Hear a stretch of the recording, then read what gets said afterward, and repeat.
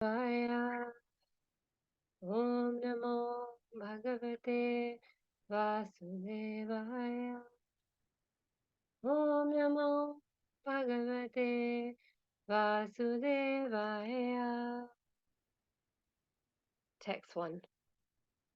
Sutta Uvacha Mahipatistva Athatat Karmagharyam Vichintayanmatma Kritam Sudurmanaha Aho Maya Nityam Anaryaipat Kritam Niragasi Brahmani Gudate Jasi. Translation. Sri Sutta Goswami said, while returning home, the king Maharaj Parikshit felt that the act he had committed against the faultless and powerful Brahman was heinous and uncivilized. Sorry. Consequently, he was distressed. Text 2. Dhruvam tato me kritadeva helanat duratyayam vyasanam nati dirghat tadastu kamam hiyaga niskritya me yatha na kuryam punareva madha. Translation.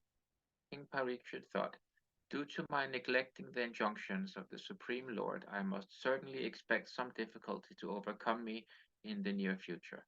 And I now desire, without reservation, that the calamity come now, for in this way I may be freed of the sinful action and not commit such an offense again. Text 3. Adyeva rajam balam kusham prakopita brahma kulanalume धात्वा अभद्रस्य पुनर्न भूत् पपीयसि Dwijdev गोप्यः. Translation. I am uncivilized and sinful due to my neglect of Brahminical culture, God consciousness, and cow protection. Therefore, I wish that my kingdom, strength, and riches burn up immediately by the fire of the Brahmana's wrath, so that in the future I may not be guided by such inauspicious attitudes.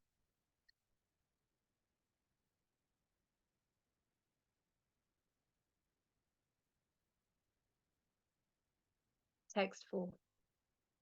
Sa, sa chintayanitam atashranodyatha munehe sutokrito nitishtakshakikyaha sa sadhu mene nachirena takshaka nalam prasakyasya virakati karanam. Translation. While the king was thus repenting, he received news of his imminent death, which would be due to the bite of a snake bird, occasioned by the curse spoken by the sage's son. The king accepted this as good news, for it would be the cause of his indifference toward worldly things. Text 5. Atho vihayemam amum chalokam vimarshito heyataya purastat Krishnan giri sevam adhimanyamana up upavishat prayam amartya nadyam. Translation. Maharaj Parikshit sat down firmly on the banks of the Ganges to concentrate his mind in Krishna consciousness, rejecting all other practices of self realization because transcendental loving service to Krishna is the greatest achievement, superseding all other methods. Text 6.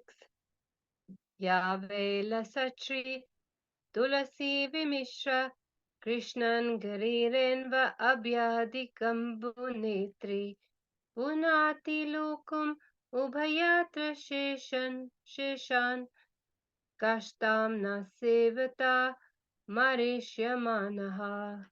Translation.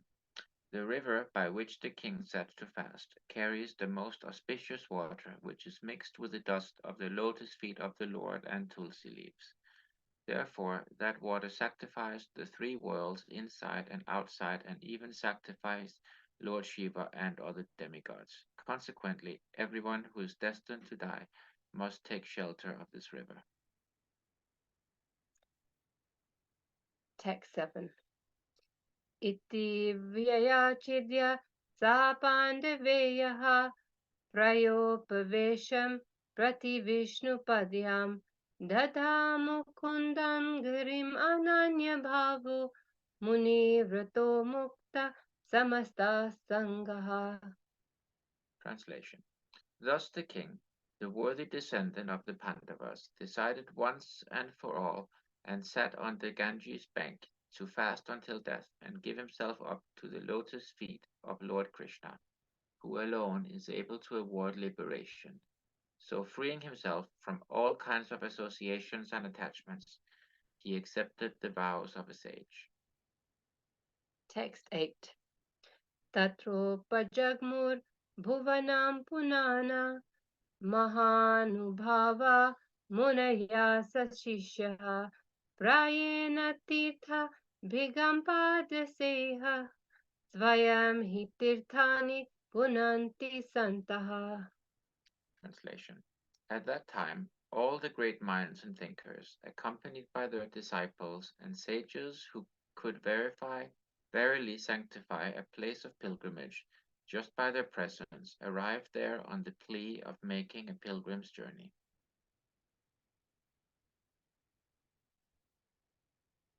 Text 9 to 10.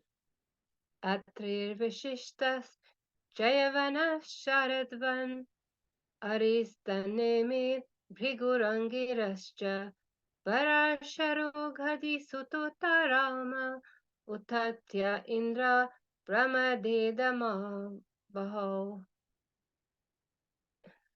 Medhatiti Devala Aristiseno Bharadvajo Gotamapi Paladaha Maitreya Urva Gavasha Kumbhayunir Dvaipayano Bhagavan Naradascha.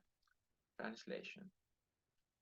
From different parts of the universe there arrived great sages like Atri, Chiabana, Sharatvan, Arishthanemi, Brigu, Vasishta, Parasara, Vishvamitra, Angira, Parashurama, Utathiya, Indrapramada, Itmavahu, Medatiti, Devala,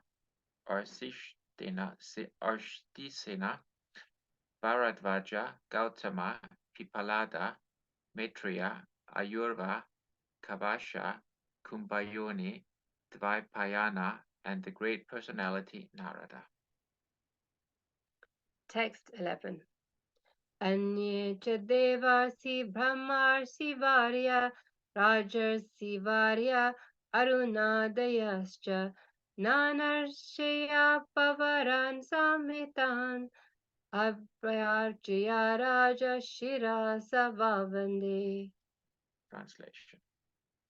There were also many other saintly demigods, kings, and special royal orders called Arunadayas, a special rank of Rajarsis, from different dynasties of sages. When they all assembled together to meet the emperor Parikshit, he received them properly and bowed his head to the ground. Text 12. Sukhopavistves atateshu bhuyaha krita pranamaha svachikirsitam yat vignapayamasha viviktacheta upastito gre bhrigrita panihi. Translation. After all the rishis and others had seated themselves comfortably, the king, humbly standing before them with folded hands, told them of his decision to fast until death.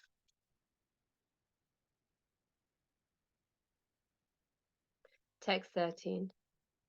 Rajavacha Aho Vayam Dhanyatama Nirpanam Mahatmam Nugramaniya Silaha Rajanam Kulam Brahmanam Padashuchad Durad Virishtam Batagarya Karma.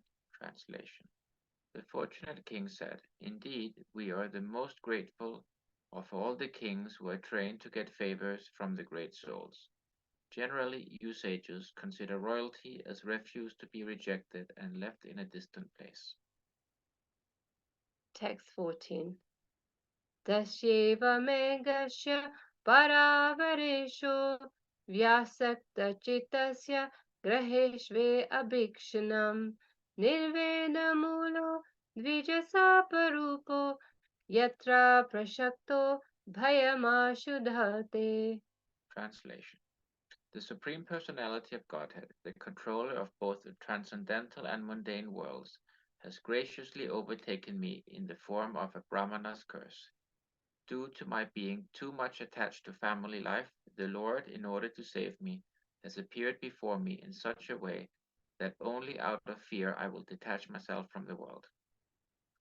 Text 15.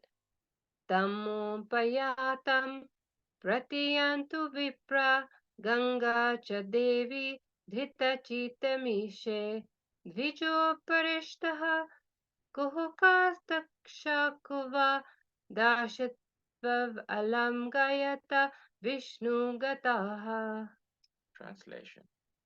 O Brahmanas, just accept me as a completely surrendered soul, and let Mother Ganges, the representative of the Lord, also accept me in that way, for I have already taken the lotus feet of the Lord into my heart. Let the snake bird, or whatever magical thing the Brahmana created, bite me at once. I only desire that you all continue singing the deeds of Lord Vishnu. Text 16. Punash Punashcha bhuyat bhagavatya anante ratehi prasangas cha tadashrayeshu mahatsu yam yam upayami shrishtim maitreya astu sarvatanamond vijbhaya. Translation. Again, offering obeisances unto all you Brahmanas, I pray that if I should again take my birth in the material world, I will have complete attachment to the unlimited Lord Krishna, association with his devotees, and friendly relations with all living beings. Text 17. Iti smaraja devasya yukta prachina muleshu gukeshu diraha udanmukho dakshina kula aste samudra patnyaya svasutanya stabaraha. Translation. In perfect self-control, Maharaj Parikshit sat down on a seat of straw with straw roots facing the east, placed on the southern bank of the Ganges, and he himself faced the north. Just previously he had given charge of his kingdom over to his son. Text 18. Evam cha tasmin naradeva deve prayopavishte divideva sangaha prashasya bhama vyakiran prashunet muda muhur dundubhayascha nedahu. Translation. Thus the king, Maharaj Parikshit, set to fast until death. All the demigods of the higher planets praised the king's actions, and in pleasure continually scattered flowers over the earth and beat celestial drums. Text 19. Mahashayo ve samupagataye prashasya sadva iti anumodmanaha uchu prajanu grahashila shara yadutamasloka guna birurupam. Translation. All the great sages who were assembled there also praised the decision of Maharaj Parikshit, and they expressed their approval by saying, "Very good." Naturally, the sages are inclined to do good to common men, for they have all the qualitative powers of the Supreme Lord. Therefore, they were very much pleased to see Maharaj Parikshit, a devotee of the Lord, and they spoke as follows. Text 20. Nava idam rajarsi varya chitram bhavatsu krishnam samuno vrateshu Yedyashanam raja किरीटाजुस्तं Satyo Jahur Bhagavat Parshava Kamaha. Translation. The sages said, O chief of all the saintly kings of the Pandu dynasty, who are strictly in the line of Lord Sri Krishna, it is not at all astonishing that you give up your throne, which is decorated with the helmets of many kings, to achieve eternal association with the personality of Godhead. Hare Krishna, thank you for giving me the opportunity to recite.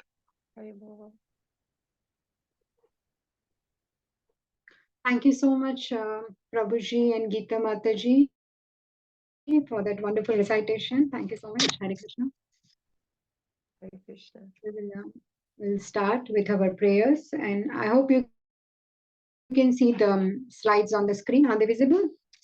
Yes, Mataji. Thank you. We can all recite the prayers.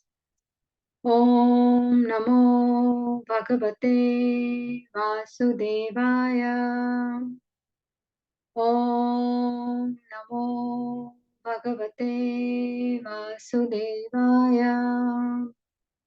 Om Namo Bhagavate Vasudevaya. Om Agnanatimirandhasya Gnananjana-shalakaya Chakshurunmilitam Yena Tasmai Shri Gurave Namaha.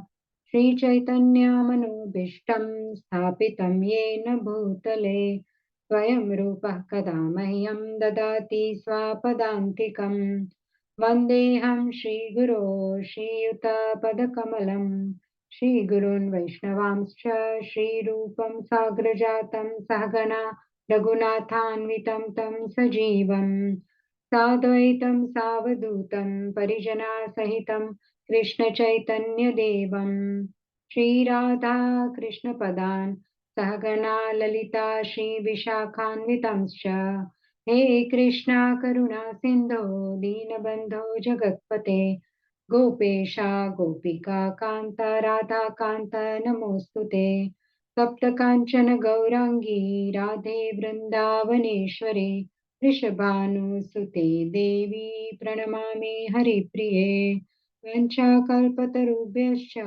Kripa Sindhubhyeva cha Patitanam Pavanebhyo Vaishnavebhyo Namo Namaha. जय श्री कृष्ण चैतन्य प्रभु नित्यानंद श्री अद्वैत गदाधार शिवासादि गौर भक्त वृंद हरे कृष्णा कृष्णा कृष्णा हरे हरे हरे राम राम राम हरे हरे मुखं करोति वाचालं पङ्गुं लङ्घयते गिरिं यत्कृपातमहं वन्दे श्रीगुरुदीनतारणं परमानन्दमाधवं Krishna Chaitanya ईश्वरम्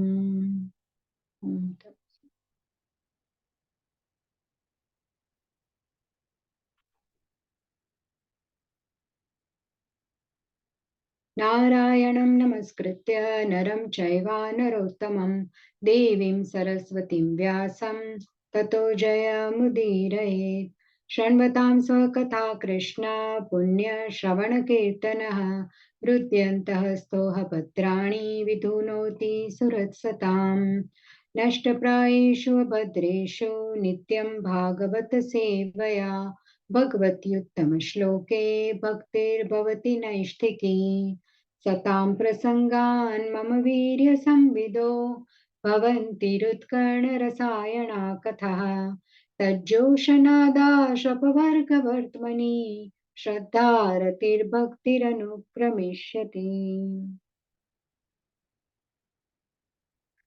I offer my humble obeisances to all the assembled devotees, and it's a great fortune to be able to glorify Hari Katha in Devotees Association for my purification, especially in this very holy Kartik month. So I seek your blessings. And with that, we can start. So we have come to the last chapter of first canto. And this describes the historical meeting between Shukadev Goswami and Parikshit Maharaj. Shukadev Goswami is the immortal speaker of Srimad Bhagavatam, and Parikshit Maharaj is the foremost hearer of Srimad Bhagavatam. In this chapter, the first 7 verses, Parikshit regrets and accepts the curse and he renounces. First 3 verses, thoughts of Maharaj Parikshit about his act are described. And today's verses, Parikshit accepts the curse as good news. He sits on the bank of the Ganges and fixes his mind on Krishna and he started fasting.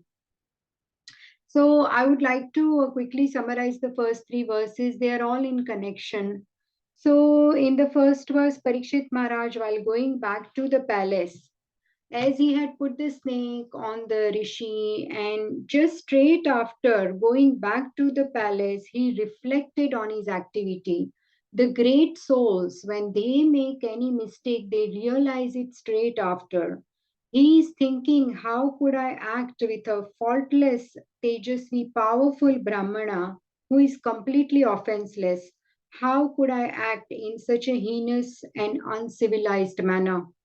So Parikshit Maharaj was very distressful and already very regretful.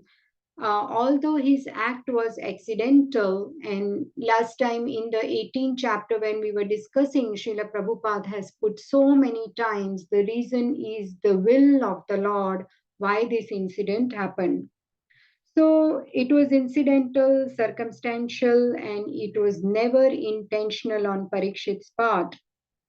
And so he was repenting. He did not justify his act and that he never meant it. He felt responsible for his improper treatment to Shamik Rishi. And Srila Prabhupada says in that purport that devotees are naturally faultless and their accidental sins committed are sincerely regretted by them. And with the Lord's grace, what happens is that these unwilling sins are burnt in the fire of this sincere devotee's repentance. So, because they regret it, they realize it, and they remember it, and they repent for it. They remember it. See, when one makes a mistake, if one remembers, there is a possibility they will not commit the mistake again. So, it is very important to remember. Whereas common people, they will purposefully make mistake and they will not regret also. But for devotees, they rectify their mistake, they don't justify it. So this is the difference. Parikshit Maharaj committed mistake, and it's very common in the material world for people to make mistake. But yes, regretting is very, very important. And in the second verse, we can see a very glorious consciousness of Parikshit. What he is thinking is that what I did was wrong, but now I expect a punishment. And not only I expect a great calamity to come upon me, but I desire it also.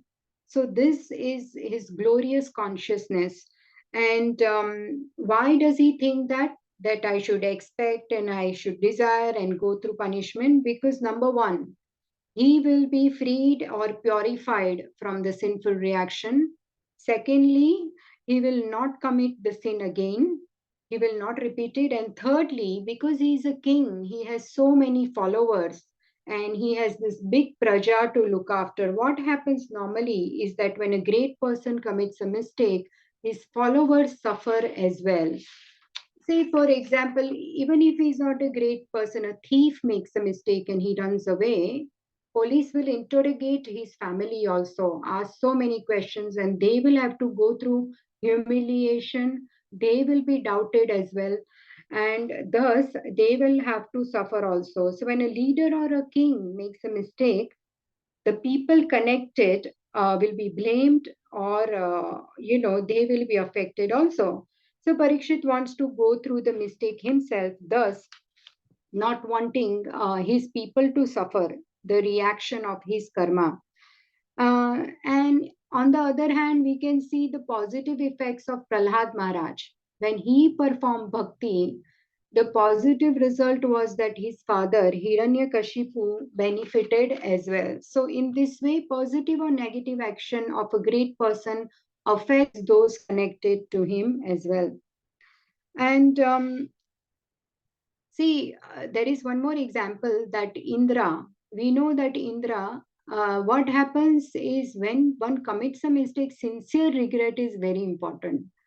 In contrast to this, Indra, when he created the devastating rainfall in Vrindavan, and Krishna lifted the Govardhan hill and he protected all the Vrajvasis, thereafter, 7 days, Indra realizes his mistake. It took him that long. Until then, he kept on, torturing by calling that Samvartaka cloud. That cloud is actually used for universal devastation. He used that cloud to satisfy his ego. And after 7 days, he comes in front of Krishna. He begs forgiveness, and Krishna forgives. He says, fine, you can continue as king of heaven, go on, but no more Indra Puja. What happens thereafter? Because Indra's forgiveness was not 100% genuine, not with full heart, he simply wanted to avoid punishment. That is why he said sorry. And he committed the mistake straight after when in Dwarka pastime, Lord Krishna goes with Satyabhama to get the Parijata tree. He starts confronting Krishna again. He wants to fight with him. He does not give the tree. And again he will go through the same thing, and then he will repeat mistake, and again he will say sorry. So this is the difference between Parikshit Maharaj and Indra here. Once more Indra did this is when at the time of, well, in this incident, the Indra is same. The same Indra at Govardhan pastime and the Parijata tree pastime, because Indra is a post. Every Manvantara, the Indra will change. It is a post. But in this incident, he is the same per Indra who did this. So he repeated the mistake again because his regret was not genuine. And then another incident is Prithu Maharaj. When he is conducting the horse sacrifice, Indra again took a form of disguised in the form of a Brahmana and stole the horse. And because Prithu Maharaj's son did not punish him because he came as Brahmana, he came again to steal the horse because he was not punished. Without punishment, he did not learn. So this keeps happening again and again and again. That's why a great devotee like Parikshit Maharaj, they not only expect but desire a punishment so that they can purify from their reaction and not commit the mistake again. So this is the two verses, and that's the three verses. So that's how we can summarize them. And then in the fourth verse, now let's see what happens, which is today's verse, is Sachintayan itam atha shranodhyatha mune sutokto nirutis takshaka khayaha sasadhumenena chirena takshaka nalam prasaktasya virakti karanam. Translation and purport by Prabhupada, Srila Prabhupada ki jai. While the king was thus repenting, he received news of his imminent death, which would be due to the bite of a snake bird, occasioned by the curse spoken by the sage's son. The king accepted this as good news, for it would be the cause of his indifference toward worldly things. Now, Prabhupada writes brilliant purports, and there are many pages here. So we will first go through the translation and then come to the purport, try and understand. So in the third line here, it says, Sasadhu menena chirena takshaka. Parikshit Maharaj, as he was lamenting or repenting his mistake, he received the news that he was cursed by Shringi to die within 7 days. So Shamika Rishi called his disciple Gaurmukha and he sent him to give message to inform regarding the curse. Because when Shamika Rishi learned from his son Shringi what he had done in the curse, he just didn't sit there. He thought, now let's at least inform the king so he can do the needful. So Gaurmukha says that, please make necessary arrangement to protect yourself. And this is what's happened. And now Parikshit Maharaj felt actually very happy. Till now, he desired punishment, but when it came on its own, he thanked Gaurmukha and he said, I accept the curse and I will happily die.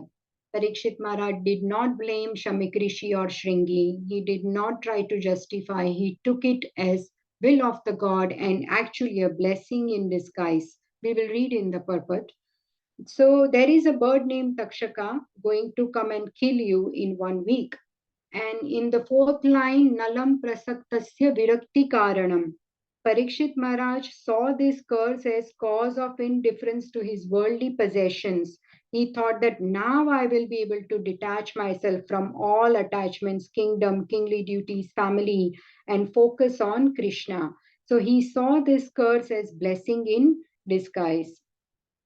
So here we can see Srila Prabhupada writes beautifully that actually for a devotee, going back to Godhead is the only way for anyone to come out of the repetition of birth and death, right? Because however much we try and plan and do things, we are going to stay in this material world only unless we take shelter of the Lord. That is the only way out, bhakti. But what are the obstacles to bhakti? Here, Prabhupada says that those who are materially poverty stricken are better candidates than those who are materially prosperous. So, let's not take this wrongly. It doesn't mean that only poor people will take to bhakti. It's not like that. What Srila Prabhupada is saying here is that if you have a certain benefits to yourself like opulence, beauty, fame, all these things can become obstacle, because until one is completely at the shelter of the Lord, he may find these things are there with him, and so he's not desperate to go to Krishna.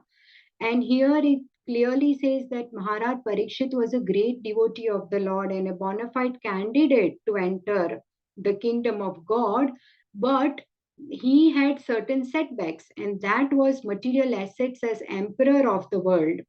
So now that this curse has happened, Parikshit Maharaj finally feels, thank God, I can now give up these possessions, the kingdom, the kingly duties, the opulence, the name, fame, power, followers, family, everything. And now I can finally take shelter of Krishna Katha 100% without any distractions or any setbacks. And even Queen Kunti says in her prayers, जन्मैश्वर्य श्रुत श्रीभिर एदमान मदः पुमान् नैवार्हत्य विधातुं वै त्वामकिंचन गोचरम. Janma, high birth, Aishwarya, great opulence, Shruta, great education, and Shri, bodily beauty.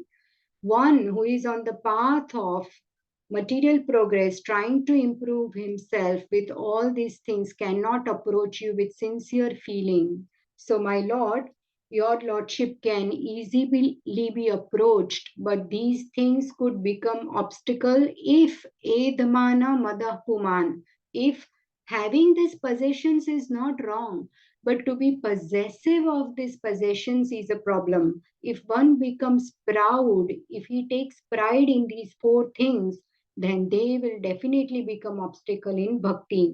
Having these things can be utilized, yukta vairagya, in bhakti. Definitely, it can be very nicely utilized in bhakti. But the problem is if one feels possessive about these possessions awarded to him by the Lord, then that becomes an obstacle in bhakti. Here, Parikshit Maharaj is a pure devotee. He is a Mahabhagavata. It clearly says in 18th chapter, when we read the verses 41 to 46, there it says that Emperor Parikshit is pious. Shamik Rishi says this to his son. He is a Mahabhagavata, Raj Rishi, and he has performed many horse sacrifices. He does not deserve to be cursed when fatigued by hunger and thirst. Although he is already not proud of all these things, but even he feels that thank God, now these things are taken away. I can fully retire and take to bhakti. So that's what Srila Prabhupada says, that when one is materially poverty stricken, they are better candidates because all they have is lotus feet of Krishna to rely on. And then there are two more paragraphs here. If anyone wants to read, please go ahead.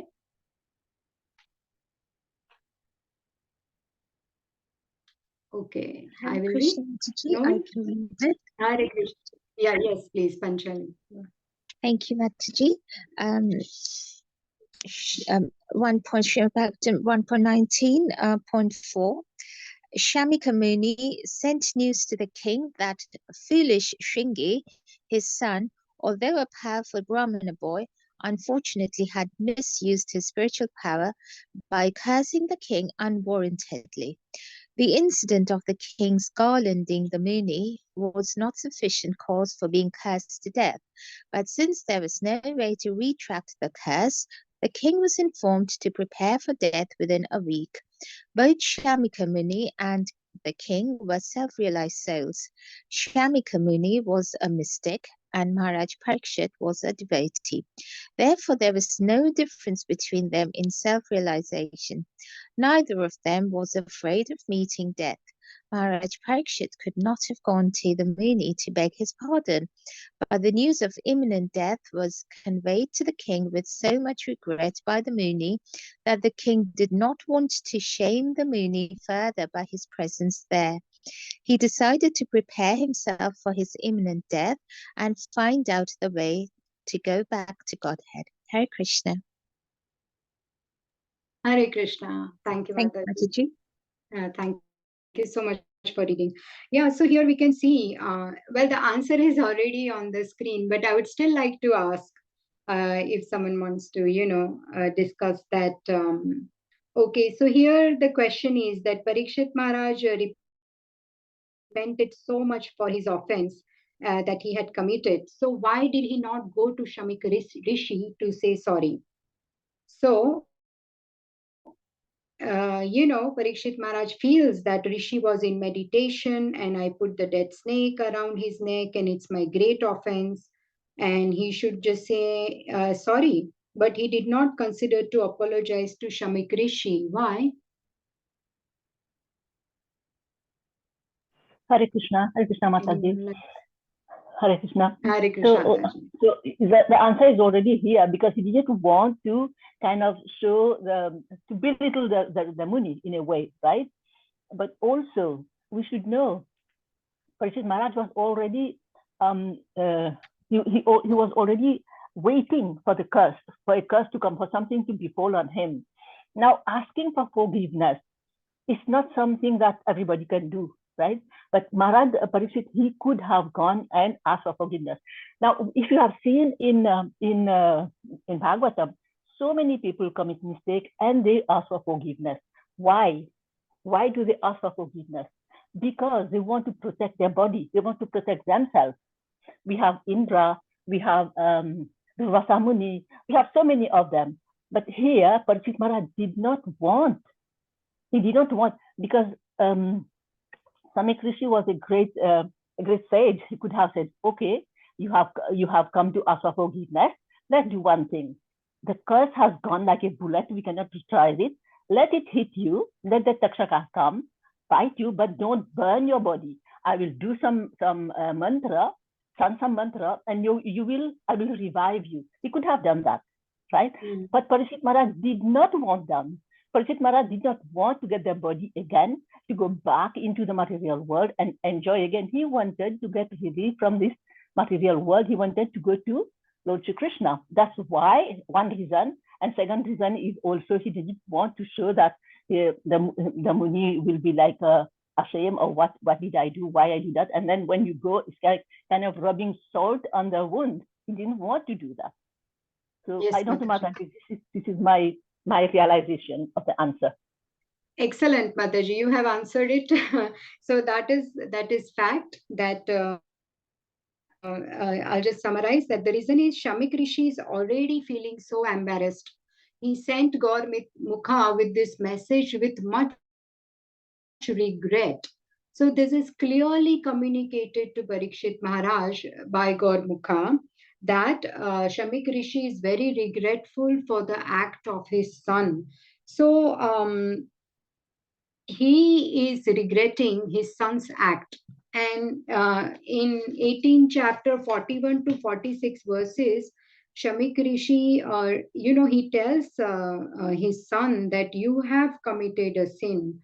You have acted so immature, and he says that he is a great monarch because of abolishing a great monarch, so many bad things will happen to the kingdom. First of all, he was our representative protecting us. Now there will be great social disruptions. Now there will be destruction of Varnashrama. And Emperor Parikshit was so pious. And thus he even prays for his son that he misused his power as a Brahmana to wrongly curse this king. So this is completely wrong. But secondly, why mainly Parikshit did not say sorry is because he felt that if he goes and says sorry to the regretful Shamik Rishi, he will further be embarrassed, he will feel so awkward, and Shamik Rishi will feel more shameful. So he did not want him to feel that bad. So Parikshit Maharaj is honest, and just saying sorry is not a higher principle. The higher principle here is that how the other person is going to feel. You are worried about the other Vaishnava's emotions than your own emotions. So there is a sensitivity here about how the other person will feel. It is not just about me, that I would just out of my guilt say sorry and be over and done with. No, if my saying sorry is going to make other person more embarrassed and awkward, I will not say it, because what means more is the genuine and honest regret internally and honest repentance internally. So here, if the apology causes more disturbance to the person, then best one does not say sorry. And we can compare this incident with another pastime of Chitraketu Maharaj, that he commented on Lord Shiva. Now here, Chitraketu Maharaj does say sorry. So let's see why he is saying sorry. How can Chitraketu says to Lord Shiva, how can you sit in great assembly of sages with your wife on your lap? Chitraketu had genuine concern when he commented like this. See, Lord Shiva will not be affected at all. But common people will see Lord Shiva and misunderstand him, and they would offend Lord Shiva. So Chitraketu did not want Lord Shiva being criticized by anyone. So with a genuine concern, he commented on Shiva, and Mother Parvati got very offended.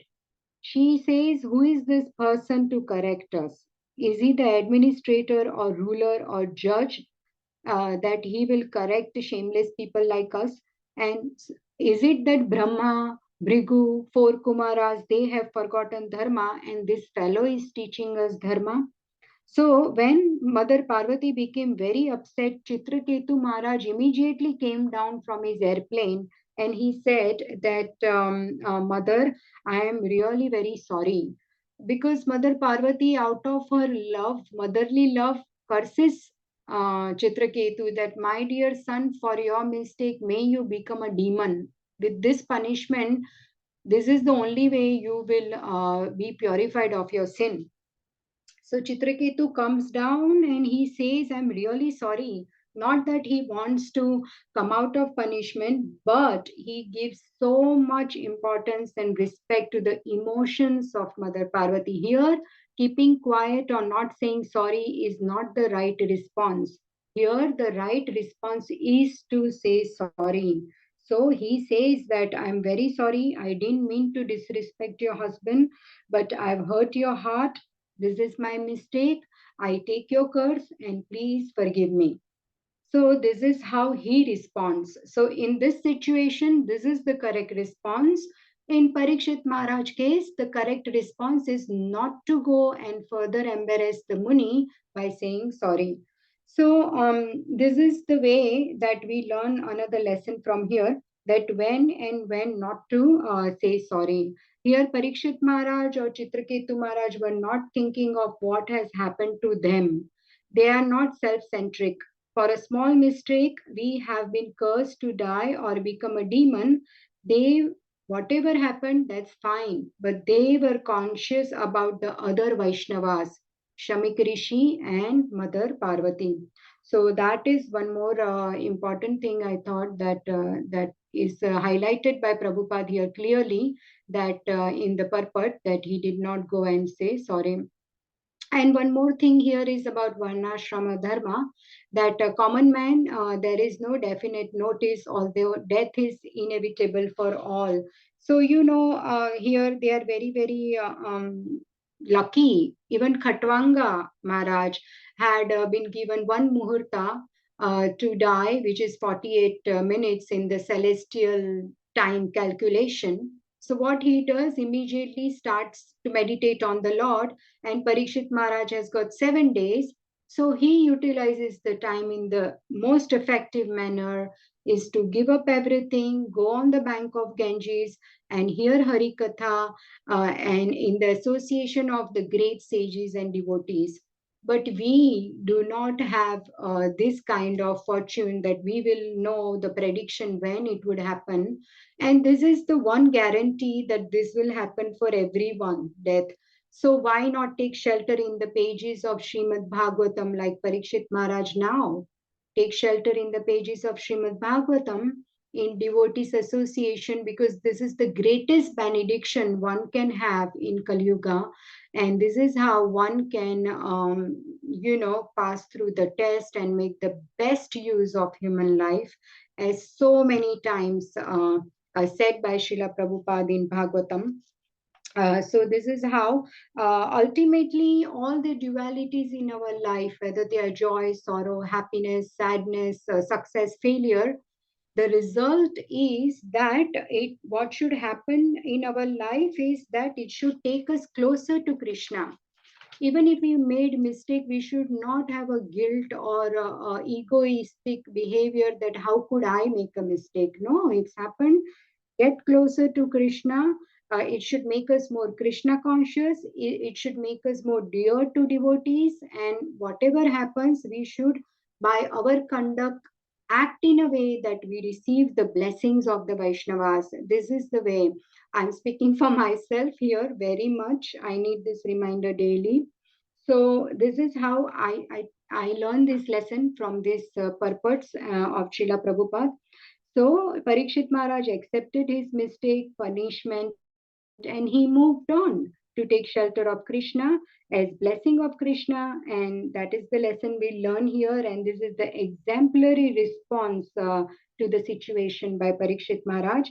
He took shelter in the pages of Srimad Bhagavatam, and he's so fortunate to hear it from the lotus mouth of Shukdev Goswami himself.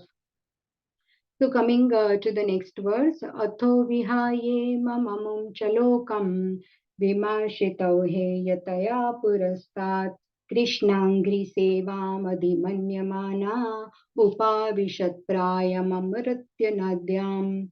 Maharaj Parikshit sat down firmly on the banks of the Ganges to concentrate his mind in Krishna consciousness, rejecting all other practices of self-realization, because transcendental loving service to Krishna is the greatest achievement, superseding all other methods. All other methods you can see here, and all other practices.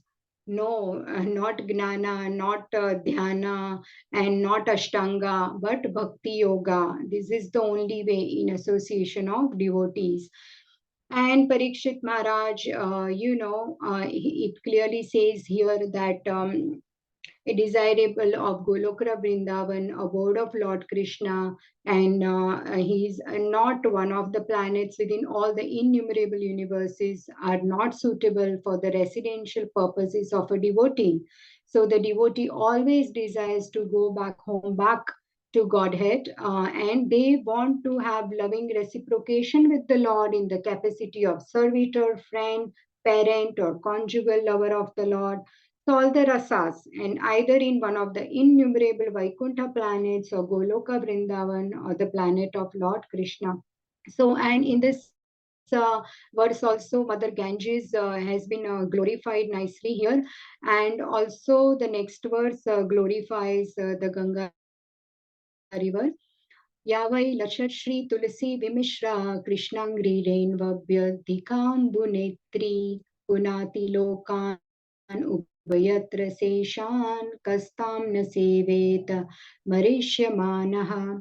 The river by which the king sat to fast carries the most auspicious water, which is mixed with the dust of the lotus feet of the Lord and tulsi leaves. Therefore, that water sanctifies the three worlds inside and outside, even sanctifies Lord Shiva and other demigods. Consequently, everyone who is destined to die must take shelter of this river. And this reminds me of this verse also. It mentions here Lord Shiva. So, this is from the third canto. यच्चौचनिश्रुतसरितप्रवरोदकेन तीर्थेन मूर्ध्यन्नतिकृतेन Shiv शिवोऽभूत् ध्यातुर्मनः शमलशैलनिसृष्टवज्रं ध्यायेच्चिरं भगवतश्चरणारविन्दम्. The blessed Lord Shiva becomes all the more blessed by bearing on his head the holy waters of the Ganges, which has its source in the water that wash the Lord's lotus feet. The Lord's feet act like thunderbolts hurled to the shatter the mountain of sin stored in the mind of the meditating devotee. One should therefore meditate on the lotus feet of the Lord for a long time. And the river Ganga is flowing, from the lotus feet of Krishna. So naturally, the dust from the spiritual transcendental dust from Lord's feet is present in Ganga water. But moreover, what else is there? There is always tulsi leaves on Lord's lotus feet, because Lord's feet are worshipped by tulsi forever. So, along with the dust, what else Ganga water carries is the flavor of the tulsi leaves. This is how Ganga water is being glorified, that how much sanctifying Ganga river is. And Parikshit Maharaj chooses to sit by the banks of the Ganga river to hear Hari Katha. And there is one more beautiful verse in third canto itself. Four Kumaras, when they visit Vaikuntha at the seventh gate, when they were stopped by Jai Vijay and Lord Vishnu comes to give them darshan, here is a beautiful verse. तस्यारविन्दनयनस्य पदारविन्दा किञ्जल्कमिश्रतुलसीमकरन्दवायुः अन्तर्गतस्वविवरेण चकार तेषां संक्षोभमक्षरजुषामपि चित्ततन्वोः.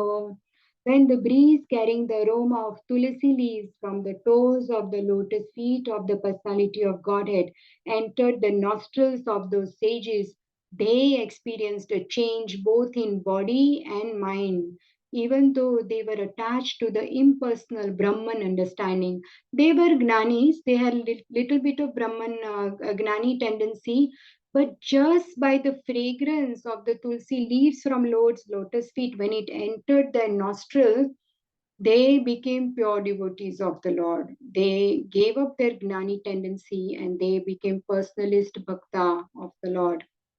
So this is how Ganges is being glorified. And in the purport, the Lord also speaks about Yamuna, that river Yamuna is much more holier than Ganges. And there are different perspectives here, that some say Parikshit Maharaj sat by the bank of the Ganges, but according to Srila Jiva Goswami, the king took shelter on the bank of the Yamuna. And Srila Jiva Goswami's statement appears to be more accurate because of the geographical situation. Maharaj Parikshit resided in his capital Hastinapur, situated near Delhi, and Yamuna flows there. So, naturally, king would take shelter of Yamuna. And as far as sanctity is concerned, the river Yamuna is more directly connected with Lord Krishna, because we know in Vrindavan, Yamuna flows. And Krishna did so many pastimes and Lord Balram by river Yamuna. So obviously Yamuna has much more association of Krishna directly in Vrindavan. That's why Ganges is sanctified 100 times and is called Yamuna. Similarly, it is said in scriptures that 1,000 names of Vishnu are equal to one name of Rama, and 3 names of Lord Rama are equal to one name of Krishna. So this is how. And one more reason why Yamuna is close to Krishna is while Father Vasudev was crossing Yamuna with baby, Lord Krishna for a safe place at Gokul on the other bank of the river from Mathura, the Lord fell down in the river, and by the dust of his lotus feet, the river at once became sanctified. So Yamuna got the association of Lord's lotus feet. So it is specially mentioned herein that Maharaj Parikshit took shelter of that particular river, which is beautifully flowing, carrying the dust of the lotus feet of Krishna mixed with tulsi leaves. So this is how Ganges is also glorified here so nicely. And we can see how Parikshit Maharaj sits on the bank of Ganga river. He sat down and he decided to fast till death. And he was so determined and sincere to hear Hari Katha in association of great sages and devotees. And to his great fortune, soon Shukadev Goswami is going to walk into the assembly of these great sages, and they will have the great fortune of hearing the entire Srimad Bhagavatam from Shukadev Goswami. And so are we very blessed and fortunate that we hear the purports, read the purports of Srila Prabhupada and try and understand Yathamati Yathashrutam, whatever is within our capacity. But as long as we are repeating what the Acharyas and Prabhupada has written and not concocting anything, we are on the right path of Shravanam and Kirtanam and trying to purify ourselves by taking shelter of Srimad Bhagavatam. In your association, I am the most fortunate to be given this opportunity in Kartik month. So I really beg your blessings that please bless me so I can do some Vaishnav Seva, get some Krishna Prema and purify myself and advance in Bhakti. So with this, I conclude. Srimad Bhagavatam ki jai, Srila Prabhupada ki jai, Vancha Kalpatarubhyascha, Kripa Sindhubhya evacha, Patitanam Pavanebhyo, Vaishnavebhyo, Namo Namaha. Please forgive my mistakes, and if you want to add anything or anything else, any question, please go ahead. We have 3 minutes, sorry. I took much time. There were 3 verses today. Wonderful class, Mataji. Very nice. I really enjoyed it. Very interesting. Yes. Thank you. Thank you, Mataji. Thank you for your blessings and encouragement, Mataji. Hare Krishna Mataji. Thank you for Krishna. the nice class. We, as usual, we are very happy to have you. As you said, it's a very auspicious month. You're lucky and you're purifying yourself and us also. So we know that Parikshit Maharaj was waiting for death, but he was lucky, as you said, he was waiting. He knew. For us, we don't know when it's coming. And death is like an uninvited guest that will come at its own appointed time. Doesn't matter where we are, place, time, circumstances, wherever we are, situation, when its appointed time has come, he will come to us. So we should always pray, like, okay, it's coming, it's coming, it's coming, and always be in service of Krishna. Hare Krishna Mataji, thank you very much. Hari Bol.